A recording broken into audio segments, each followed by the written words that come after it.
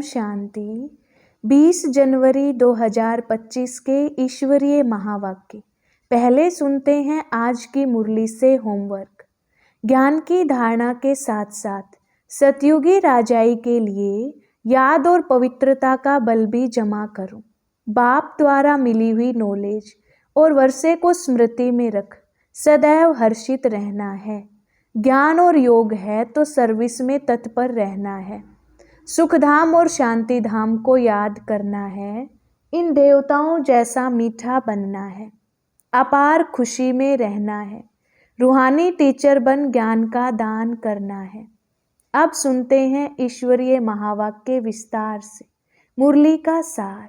मीठे बच्चे, ज्ञान की धारणा के साथ साथ सतयुगी राजाई के लिए याद और पवित्रता का बल भी जमा करो।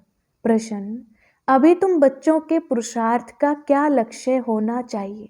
उत्तर, सदा खुशी में रहना, बहुत बहुत मीठा बनना, सबको प्रेम से चलाना, यही तुम्हारे पुरुषार्थ का लक्ष्य हो। इसी से तुम सर्वगुण संपन्न 16 कला संपूर्ण बनेंगे। दूसरा प्रश्न, जिनके कर्म श्रेष्ठ हैं उनकी निशानी क्या होगी? उत्तर, उनके द्वारा किसी को भी दुख नहीं पहुंचेगा। जैसे बाप दुख हरता सुख करता है, ऐसे श्रेष्ठ कर्म करने वाले भी दुख हरता सुख करता होंगे। गीत, छोड़ भी दे आकाश सिंहासन। ओम शांति। मीठे मीठे रूहानी बच्चों ने गीत सुना। यह मीठे मीठे रूहानी बच्चे किसने कहा? दोनों बाप ने कहा। निराकार ने भी कहा तो साकार ने भी कहा। इसलिए इनको कहा जाता है बाप व दादा। दादा है साकारी। अभी यह गीत तो भक्ति मार्ग के हैं। बच्चे जानते हैं बाप आया हुआ है और बाप ने सारी सृष्टि चक्र का ज्ञान बुद्धि में बिठाया है। तुम बच्चों की भी बुद्धि में है कि हमने 84 जन्म पूरे किए, अब नाटक पूरा होता है, अब हमको पावन बनना है योग व याद से। याद और नॉलेज यह तो हर बात में चलता है। बैरिस्टर को जरूर याद करेंगे और उनसे नॉलेज लेंगे। इसको भी योग और नॉलेज का बल कहा जाता है। यहाँ तो यह है नई बात। उस योग और ज्ञान से बल मिलता है हद का। यहाँ इस योग और ज्ञान से बल मिलता है बेहद का, क्योंकि सर्वशक्तिमान अथॉरिटी है। बाप कहते हैं मैं ज्ञान का सागर भी हूँ। तुम बच्चे अब सृष्टि चक्र को जान गए हो। मूल वतन, सूक्ष्म वतन सब याद है।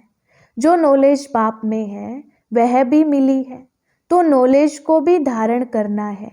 और राजाई के लिए बाप बच्चों को योग और पवित्रता भी सिखलाते हैं।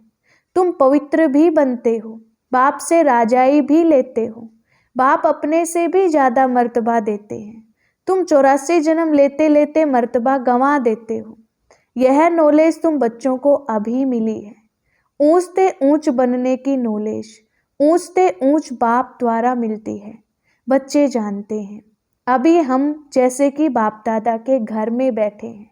यह दादा माँ भी है। वह बाप तो अलग है, बाकी यह माँ भी है।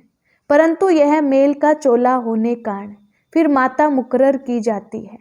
इनको भी अडोप्ट किया जाता है। उनसे फिर रचना हुई। रचना भी है अडोप्टेड।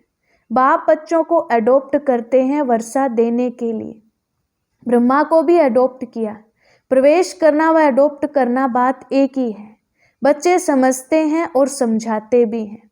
नंबरवार पुरुषार्थ अनुसार सबको यही समझाना है कि हम अपने परमपिता परमात्मा की श्रीमत पर इस भारत को फिर से श्रेष्ठ ते श्रेष्ठ बनाते हैं, तो खुद को भी बनना पड़े। अपने को देखना है कि हम श्रेष्ठ बने हैं। कोई भ्रष्टाचार का काम कर किसको दुख तो नहीं देते हैं। बाप कहते हैं मैं तो आया हूँ बच्चों को सुखी बनाने, तो तुमको भी सबको सुख देना है। बाप कब किसको दुख नहीं दे सकता।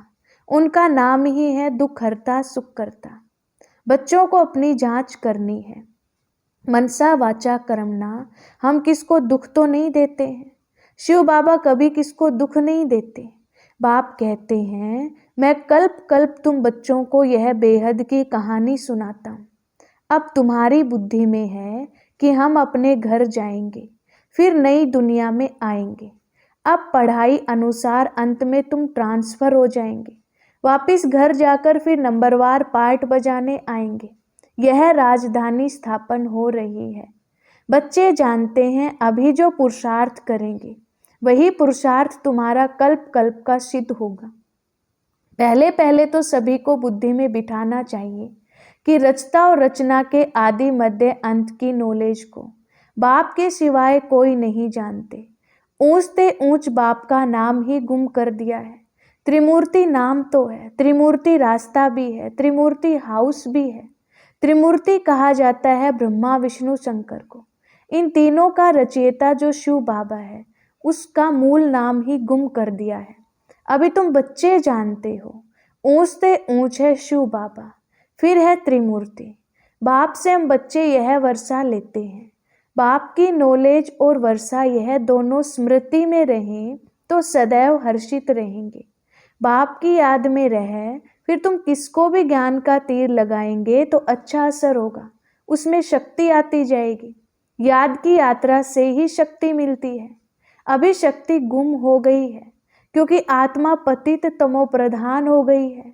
अब मूल फिक्रात यह रखनी है कि हम तमो प्रधान से सतो प्रधान बने। मन मनाभव का अर्थ भी यह है। गीता जो पढ़ते हैं उनसे पूछना चाहिए मन मनाभव का अर्थ क्या है। यह किसने कहा मुझे याद करो तो वर्षा मिलेगा। नई दुनिया स्थापन करने वाला कोई श्री कृष्ण तो नहीं है, वह प्रिंस है। यह तो गाया हुआ है ब्रह्मा द्वारा स्थापना। अब करण करावनहार कौन भूल गए हैं। उनके लिए सर्वव्यापी कह देते हैं। कहते हैं ब्रह्मा विष्णु शंकर आदि सब में वही है। अब इसको कहा जाता है अज्ञान।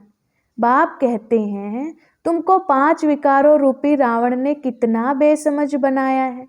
तुम जानते हो बरोबर हम भी पहले ऐसे थे। हाँ, पहले उत्तम से उत्तम भी हम ही थे, फिर नीचे गिरते महान पतित बने।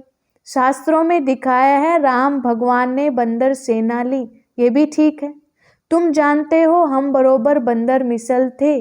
अभी महसूसता आती है यह है ही भ्रष्टाचारी दुनिया। एक दो को गाली देते कांटा लगाते रहते हैं। यह है कांटों का जंगल, वह है फूलों का बगीचा। जंगल बहुत बड़ा होता है, गार्डन बहुत छोटा होता है। गार्डन बड़ा नहीं होता है। बच्चे समझते हैं बरोबर इस समय यह बड़ा भारी कांटों का जंगल है। सतयुग में फूलों का बगीचा कितना छोटा होगा। यह बातें तुम बच्चों में भी नंबरवार पुरुषार्थ अनुसार समझते हैं, जिनमें ज्ञान और योग नहीं, सर्विस में तत्पर नहीं है, तो फिर अंदर में इतनी खुशी भी नहीं रहती। दान करने से मनुष्यों को खुशी होती है। समझते हैं इसने आगे जन्म में दान पुण्य किया है तब अच्छा जन्म मिला है। कोई भगत होते हैं, समझेंगे हम भगत अच्छे भगत के घर में जाकर जन्म लेंगे, अच्छे कर्मों का फल भी अच्छा मिलता है। पाप बैठ कर्म अकर्म विकर्म की गति बच्चों को समझाते हैं। दुनिया इन बातों को नहीं जानती। तुम जानते हो अभी रावण राज्य होने कारण मनुष्यों के कर्म सब विकर्म बन जाते हैं। पतित तो बनना ही है। 5 विकारों की सब में प्रवेशता है। भल दान पुण्य आदि करते हैं अल्प काल के लिए, उसका फल मिल जाता है, फिर भी पाप तो करते ही हैं। रावण राज्य में भी जो लेन देन होती है वह है ही पाप की। देवताओं के आगे कितना स्वच्छता से भोग लगाते हैं, स्वच्छ बनकर आते हैं, परंतु जानते कुछ भी नहीं। बेहद के बाप की भी कितनी गिलानी कर दी है। वह समझते हैं कि यह हम महिमा करते हैं कि ईश्वर सर्वव्यापी है, सर्वशक्तिमान है, परंतु बाप कहते हैं यह इन्हों की उल्टी मत है। तुम पहले पहले बाप की महिमा सुनाते हो कि ऊंच से ऊंच भगवान एक है, हम उनको ही याद करते हैं। राजयोग की एम ऑब्जेक्ट भी सामने खड़ी है। यह राजयोग बाप ही सिखलाते हैं। श्री कृष्ण को बाप नहीं कहेंगे, वह तो बच्चा है। शिव को बाबा कहेंगे, उनको अपनी देह नहीं। यह मैं लोन पर लेता हूँ, इसलिए इनको बाप दादा कहते हैं। वह है ऊंच से ऊंच निराकार बाप। रचना को रचना से वर्षा मिल ना सके। लौकिक संबंध में बच्चे को बाप से वर्षा मिलता है, बच्ची को तो मिल ना सके। अब आपने समझाया है, तुम आत्माएं हमारे बच्चे हो, प्रजापिता ब्रह्मा के बच्चे बच्चियां हो। ब्रह्मा से वर्षा नहीं मिलना, बाप का बनने से ही वर्षा मिल सकता है। यह बाप तुम बच्चों को सम्मुख बैठ समझाते हैं। इनके कोई शास्त्र तो बन नहीं सकते। भल तुम लिखते हो, लिटरेचर छपाते हो, फिर भी टीचर के सिवाय तो कोई समझा ना सके। बिना टीचर किताब से कोई समझ ना सके। अब तुम हो रूहानी टीचर्स। बाप है बीज रूप, उनके पास सारे झाड़ के आदि मध्य अंत की नॉलेज है। टीचर के रूप में बैठ तुमको समझाते हैं। तुम बच्चों को तो सदैव खुशी रहनी चाहिए कि हमको सुप्रीम बाप ने अपना बच्चा बनाया है। वही हमको टीचर बनकर पढ़ाते हैं। सच्चा सतगुरु भी है, साथ में ले जाते हैं। सर्व का सदगति दाता एक है। ऊंचते ऊंच बाप ही हैं जो भारत को हर 5000 वर्ष बाद वर्षा देते हैं। उनकी शिव जयंती मनाते हैं। वास्तव में शिव के साथ त्रिमूर्ति भी होना चाहिए। तुम त्रिमूर्ति शिव जयंती मनाते हो। सिर्फ शिव जयंती मनाने से कोई बात सिद्ध नहीं होगी। बाप आते हैं और ब्रह्मा का जन्म होता है। बच्चे बने, ब्राह्मण बने और एम ऑब्जेक्ट सामने खड़ी है। बाप खुद आकर स्थापना करते हैं। एम ऑब्जेक्ट भी बिल्कुल क्लियर है। सिर्फ श्री कृष्ण का नाम डालने से सारी गीता का महत्व चला गया है। यह भी ड्रामा में नूंद है। यह भूल फिर भी होने वाली ही है। खेल ही सारा ज्ञान और भक्ति का है। बाप कहते हैं, लाडले बच्चे, सुख धाम शांति धाम को याद करो। अलफ और बे कितना सहज है। तुम किसी से भी पूछो मन मना भव का अर्थ क्या है, देखो क्या कहते हैं। बोलो भगवान किसको कहा जाए। ऊंचते ऊंच भगवान है ना, उनको सर्वव्यापी थोड़े ही कहेंगे। वह तो सबका बाप है। अभी त्रिमूर्ति शिव जयंती आती है। तुमको त्रिमूर्ति शिव का चित्र निकालना चाहिए।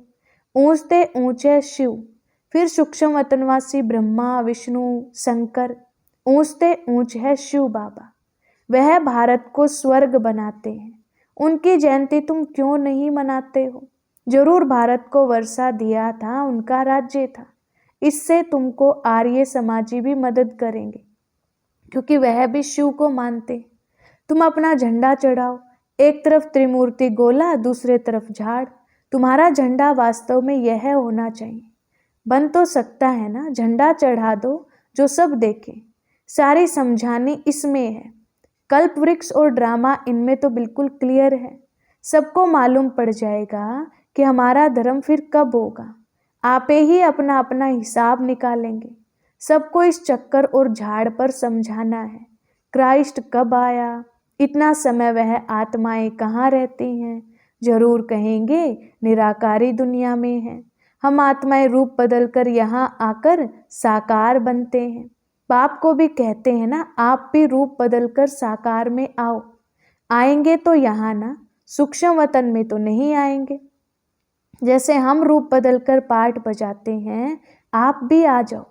फिर से आकर राजयोग सिखलाओ। राजयोग है ही भारत को स्वर्ग बनाने का। यह तो बड़ी सहज बातें हैं। बच्चों को शौक चाहिए, धारणा कर औरों को करानी चाहिए। उसके लिए लिखा पढ़ी करनी चाहिए। पाप भारत को आकर हेवन बनाते हैं। कहते भी हैं बरोबर क्राइस्ट से 3000 वर्ष पहले भारत पैराडाइज था। इसलिए त्रिमूर्ति शिव का चित्र सबको भेज देना चाहिए। त्रिमूर्ति शिव की स्टैंप बनानी चाहिए। इन स्टैंप बनाने वालों की भी डिपार्टमेंट होगी। दिल्ली में तो बहुत पढ़े लिखे हैं, यह काम कर सकते हैं। तुम्हारी कैपिटल भी दिल्ली होनी है। पहले दिल्ली को परिस्तान कहते थे, अब तो कब्रिस्तान है। तो यह सब बातें बच्चों की बुद्धि में आनी चाहिए। अभी तुम्हें सदा खुशी में रहना है, बहुत बहुत मीठा बनना है, सबको प्रेम से चलाना है, सर्वगुण संपन्न 16 कला संपूर्ण बनने का पुरुषार्थ करना है। तुम्हारे पुरुषार्थ का यही लक्ष्य है, परंतु अभी तक कोई बना नहीं है। अभी तुम्हारी चढ़ती कला होती जाती है, धीरे धीरे चढ़ते हो ना। तो बाबा हर प्रकार से शिव जयंती पर सेवा करने का इशारा देते रहते हैं, जिससे मनुष्य समझेंगे बरोबर इन्हों की नॉलेज तो बड़ी है। मनुष्यों को समझाने में कितनी मेहनत लगती है। मेहनत बगैर राजधानी थोड़े ही स्थापन होगी। चढ़ते हैं, गिरते हैं, फिर चढ़ते हैं। बच्चों को भी कोई ना कोई तूफान आता है। मूल बात है ही याद की।